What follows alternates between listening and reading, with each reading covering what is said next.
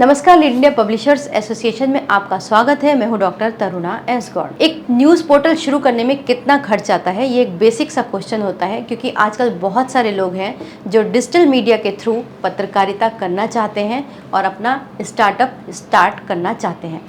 तो उसके बारे में जो खर्च है, प्रोसेस है, उस पर आज हम पूरी चर्चा करेंगे।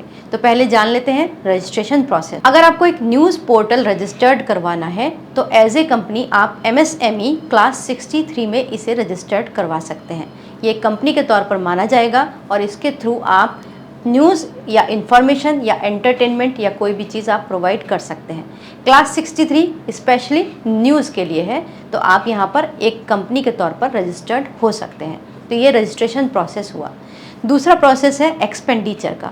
जब हम एक्सपेंडिचर की बात करते हैं तो इसके रजिस्ट्रेशन में कोई ज़्यादा खर्च नहीं होता। अगर आप टेक्निकल फ्रेंडली हैं तो आप खुद ही MSME की वेबसाइट पर जाकर वहाँ पर एक फॉर्म को फिलअप करते हैं और क्लास 63 चूज़ करते हैं। उसके बाद 3 और डिजिट चूज़ करनी होती हैं, वो होती है 122।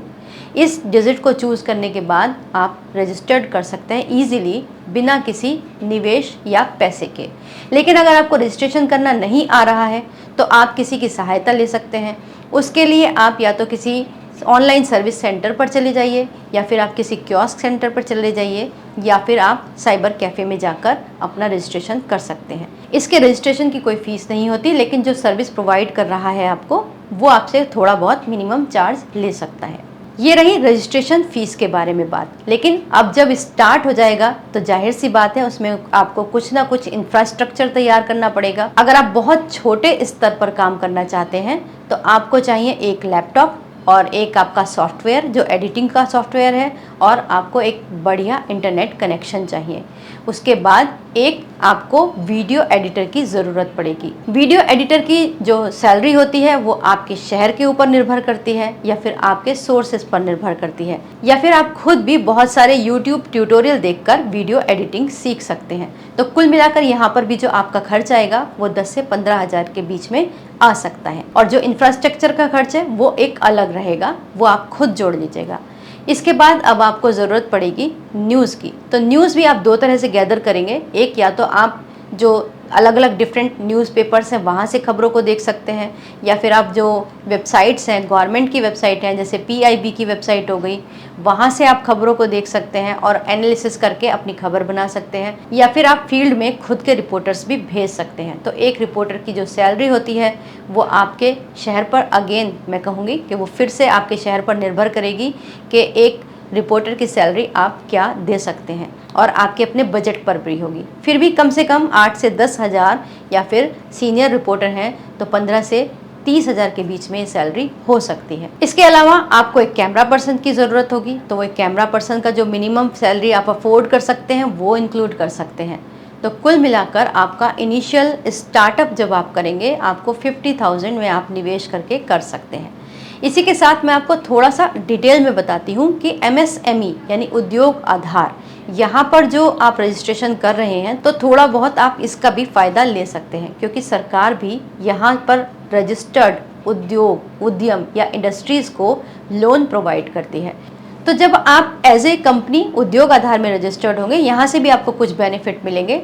उद्योग आधार के बारे में थोड़ा विस्तार से आपको बता देती हूँ। उद्योग आधार में 3 तरह की कंपनियां रजिस्टर्ड होती हैं। जो पहली होती है माइक्रो, यानी कि सूक्ष्म इसको कहते हैं, जिसके अंदर 25 लाख तक के निवेश यानी इन्वेस्टमेंट किए जाते हैं।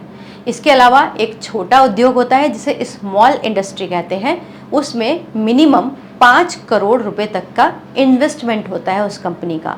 ये हम बात उनकी कर रहे हैं, वो कंपनी जो कुछ प्रोडक्ट बना रही हैं। जैसे आपको लास्ट वीडियो में हमने बताया था कि आप दोना उद्योग या फिर कोई पेन का इंडस्ट्री आप लगा रहे हैं, या पत्तल बनाने की उद्योग लगा रहे हैं, तो वो उसके बारे में है। तीसरा जो इससे बड़ा होता है, तीसरी कैटेगरी होती है, वो होती है मध्यम यानी कि मीडियम।